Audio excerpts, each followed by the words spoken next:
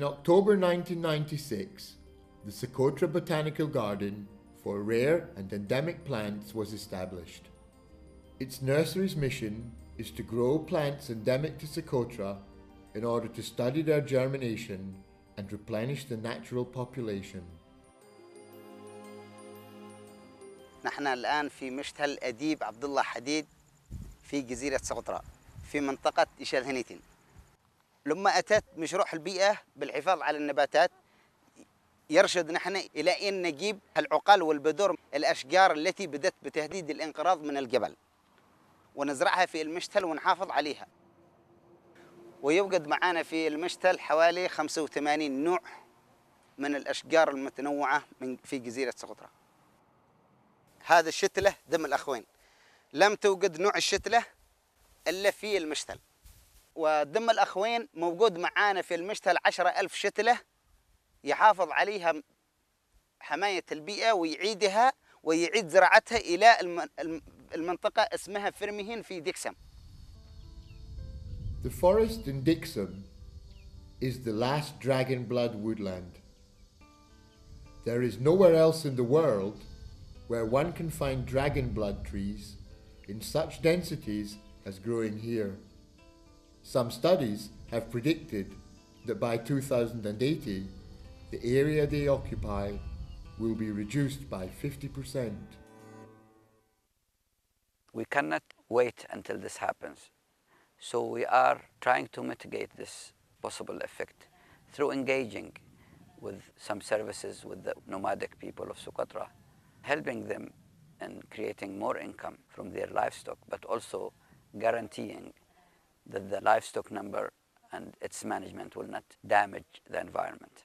So regarding livestock, what we are trying to do is to encourage Bedouin to organize in an association to defend their interest, but also to self-regulate. Organizing the Bedouins, we start with small meetings to explain to them how we can help them regarding parasites. Through helping them treat the parasites, we gain their confidence and trust, but also we encourage them to organize themselves and regulate themselves in the future.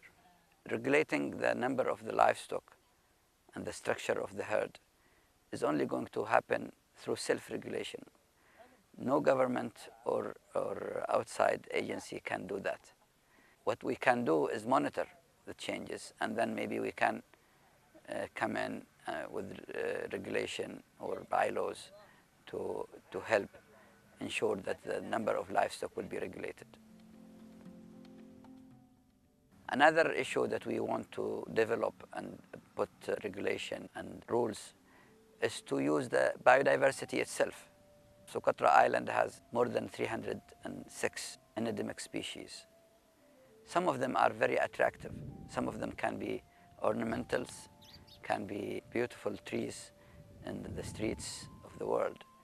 What we need is to develop a system that the Socotri can grow the plants and sell them, but guarantee the rights of the Yemen for any future benefit from these plants. It's a difficult issue because for the last maybe 15 years we have been teaching people to protect these plants and prevent their importation because they are unique and they are irreplaceable. In the past, in the ancient time, these plants have been a major economic resource for the islanders. Like the dragon blood tree, the resin from the dragon blood tree has been exported to China and India and Europe in the past. Now, nobody wants this resin. Maybe we can revive some demand for the resin. The same with aloe. Aloe perii, which was renowned for its medical property. Even the legend says that Alexander the Great sent his army to cultivate aloe in the island. Shows that there were great demand for the aloe. And there are signs that most of the island was cultivated by aloe. So we need also to revive this potential income-generating activity for the islanders. Locals, conservationists and experts are not only worried about conserving the terrestrial biodiversity. The archipelago's diverse marine ecosystems are also threatened. Traditional fishing practices are changing rapidly, with the increasing presence of commercial buyers on board large vessels. Fishing activities is the main activities in Socotra Island for almost of the people. Not just the people who live in the coastal, but also the people who live in the mountain, they come and they fish in the coast. Lobster, sharks, cucumber, coral reef fish, tuna, kingfish is the commercial fish in Socotra. Shark fins are a valuable source of cash on the export market, and there is also a great demand for the fish when salted and dried. The problem of the sharks that we caught in the past, they caught small sharks for eating, but the problem is that the buyers, they come from China, from Korea, from Japan, they come and look for fins, and they start cut a lot of sharks just for fins. It's so expensive, it reaches more than $100 for 1 kilo. And the problem is that they just take the fins and they throw the meat in the beach. These changes have not improved the lives of the local fishermen. الأرزاق ضعيف ماشي منهم فايدة تطرح شهر كامل ما تحصل عيشة يعني قطعة صيد الآن كل شيء قطاع كل شيء يعني راح كل شيء ما زي الأول هينت البحر ما عطت شيء من شان كثير الصياد يمشي كذا ويمشي كذا طول النهار كما طال ما تحصل ما يحصل الإنسان لقمته. One of the main tasks is to find a way of regulating fishing periods and assigning quotas so that the local communities can develop sustainable fisheries, which will be viable today and also in the future. Ecotourism could provide another method of sustainable development. It is crucial to regulate the number of tourists arriving on the islands in order to avoid the negative impact caused by mass tourism. This is very important where we can stop in the development of mass tourism or in the ecotourism for this island, and what is the income of the local people here in the island, because without any income for the local people is disaster for the environment. I hope to see the island working together with the ecotourism, with the development care about the local people. It's very important because after this the local people can care about the environment, because without this managed between the local people and the development, I think it's our environment, it be lost, and we need to be care about this.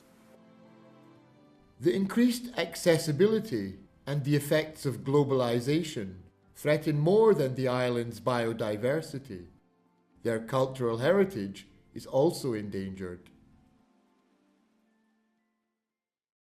وجانب تراث وفولكلور سقطرى بكل مكوناته من لغة وأدب وشعر وعادات وتقاليد وحرف ومهن لا تقل دهشة وغرابة وجمال وإثارة عن جانبها البيئي إن لم تفوقه. لذلك يعتقد أهالي سقطرى وحتى بعض المختصين في هذا الجانب أن هناك تكامل كبير بين الجانب البيئي والجانب التراثي، ولا يمكن أن نجعل أحدهما بمعزل عن الآخر. يعتقد السقاطرة من خلال معرفتهم الجيدة بخصائص سقطرى ومكوناتها أن الحفاظ على بيئة سقطرى وخصوصيتها لا يمكن أن تنجح إلا بالحفاظ على التراث السقطري. أهالي سقطرى كلهم يتطلعون إلى سقطرى متطورة متقدمة تتوفر بها الخدمات التي يحتاجها الإنسان السقطري مع الحفاظ على بيئتها وخصوصيتها وتراثها. But all this needs support and needs good planning and coordination. And there are many authorities that have mandates to do their job in Socotra. And this is why the Yemen government and the international community has agreed that we will establish an island-wide authority to make sure that anything that happens in Socotra is coordinated, and it also will not affect the biodiversity that we want and need to conserve. The Yemen government has submitted a file of nomination for UNESCO to consider inclusion of Socotra in the World Heritage List as a natural treasure of humanity. The government of Yemen has shown its commitment for conservation and good management in Socotra, but they need technical support and they need financial support to do that. On the 8th of July 2008, the World Heritage Committee added the Socotra Archipelago to UNESCO's World Heritage List.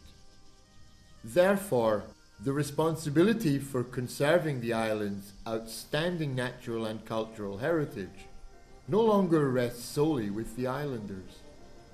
It crosses borders.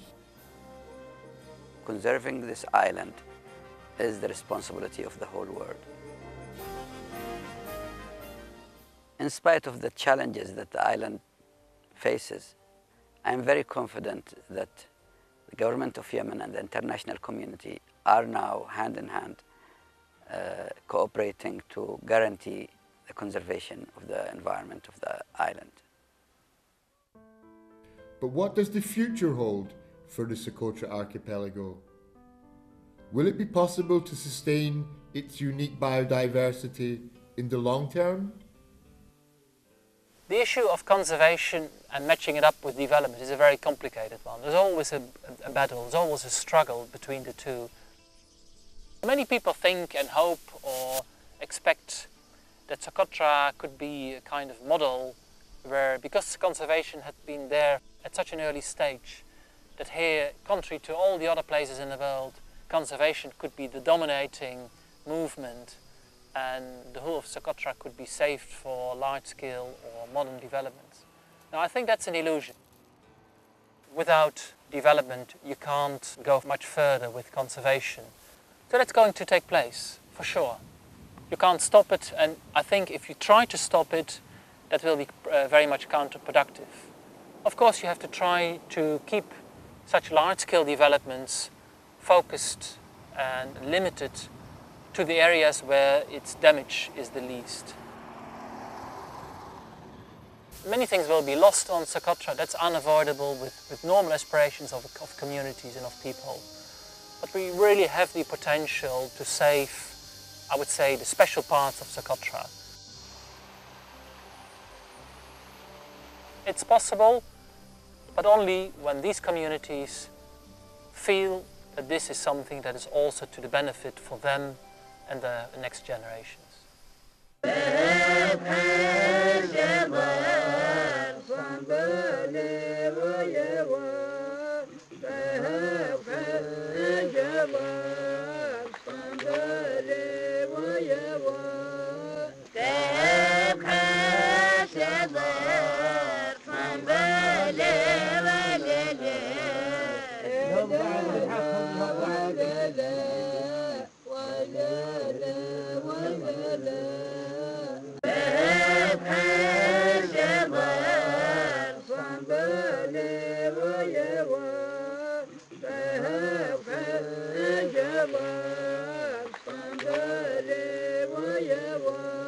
ولا